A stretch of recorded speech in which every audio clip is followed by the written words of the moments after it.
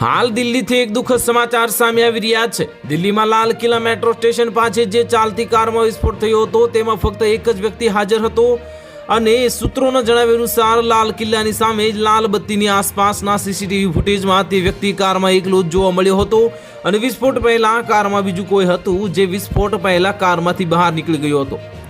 પહેલા એવું બહાર આવ્યું હતું કે કારમાં 3 લોકો બેઠા હતા, પરંતુ પોલીસે જાણવાનો પ્રયાસ કરી રહી હતી કે આ 3 લોકો કોણ છે।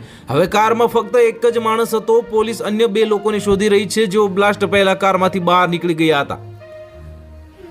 29 ઓક્ટોબરે ખરીદવામાં આવી હતી કાર। વિસ્ફોટ થયેલી કાર વિશે બીજી કોઈ એક માહિતી સામે આવી રહી છે કે i20 કાર HR26CE 7674 29 ઓક્ટોબરના રોજ ખરીદવામાં આવી હતી।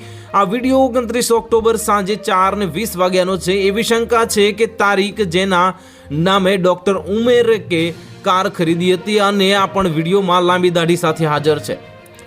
વિસ્ફોટ કરનારી i20 કાર તારીખ પહેલા જ 3 વખત વેચાઈ ચૂકી હતી અને ગુરુગ્રામના રહેવાસી મોહમ્મદ સલમાન આ કારના પહેલા માલિક હતા અને મોહમ્મદ સલમાનને કસ્ટડીમાં લેવામાં આવ્યો હતો અને વાહન વિશે પૂછપરછ કરવામાં આવી હતી, જેને લઈને હવે જણાવાયું છે કે સલમાને 1.5 વર્ષ પહેલા ઓખલામાં દેવેન્દ્ર નામના વ્યક્તિને કાર વેચી દીધી હતી।